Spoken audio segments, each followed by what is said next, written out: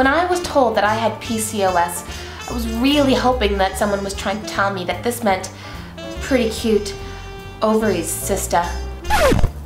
Okay, so maybe it didn't. It actually means polycystic ovarian syndrome. And if you know someone who has cysts, or if you yourself suffer from them, then you're gonna love my top 5 tips on how you can prevent or even use your food as medicine to get rid of them. So welcome, I'm Melissa Ramos from Sexy Food Therapy, and this is another week of your Red Couch Confessions. So if you've been following my blog, then maybe you would have known that about last summer I had to be rushed to hospital because while I thought I was having appendicitis, I was actually had a ruptured cyst where it tore off a piece of my ovary and it left me with a 6-inch incision. Now generally I like to tell people that I was in Africa traveling through the safari and I wrestled with a lion and it attacked me, but I came out on top. I was walking through a dark alley and got into a massive knife fight while I was trying to save this woman who was getting mugged. Okay, so there are a bunch of stories. But truly, having this scar and going through a laparotomy, which was an emergency surgery because I had blood filling up right to my lungs and it was covering all of my kidneys, is a very extreme case because this doesn't exactly happen to everyone who has cysts within their ovaries. Unfortunately, it happened to me and it almost took my life last summer around my birthday. So instead, if you just even suffer from them and you want to be able to prevent them, I did learn a lot of things, so here it is, and I'm going to break it down to you. Number 1, don't be sweet, get bitter. Sweets and refined sugars, all the white bad stuff, white rice, white pasta, white bread, white sugar, all of that stuff in excess ends up creating what we say in Chinese medicine, dampness. Dampness congeals and creates cysts in the body. And now bitter, on the opposite hand, actually astringes things and it actually helps to move the liver as much as possible, which we need when we're having problems with any sort of estrogen related issues like cysts.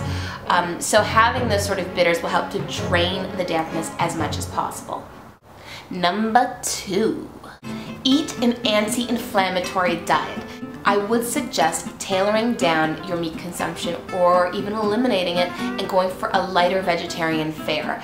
Meat consumption and dairy tends to accumulate a lot of what we were calling before dampness in the system, and those create cysts.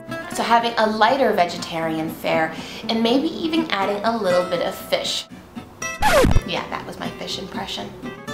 Make sure that you add in a lot of green foods, especially bitter ones. We're going back to those bitter properties again, like watercress, arugula, having great power protein foods like quinoa, but making sure that greens take up the majority of your plate because we want to lighten up the diet versus having foods that are going to weigh us down.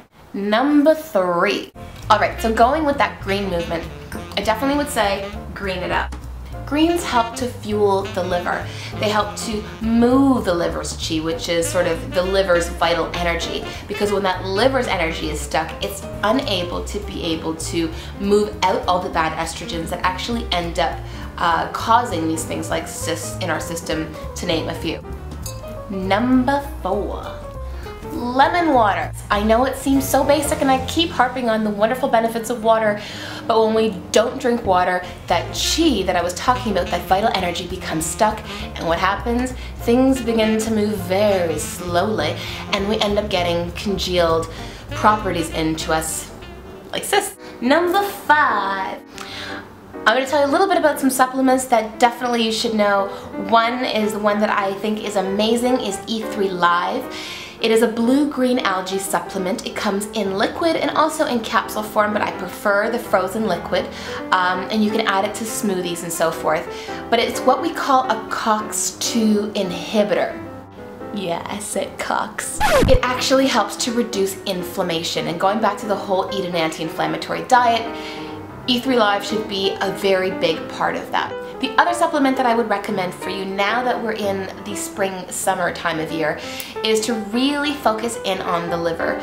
So looking at things that have milk thistle in them, dandelion, These are amazing types of herbs that can be found in supplements and are sometimes combined with other components that help to take out those bad estrogens.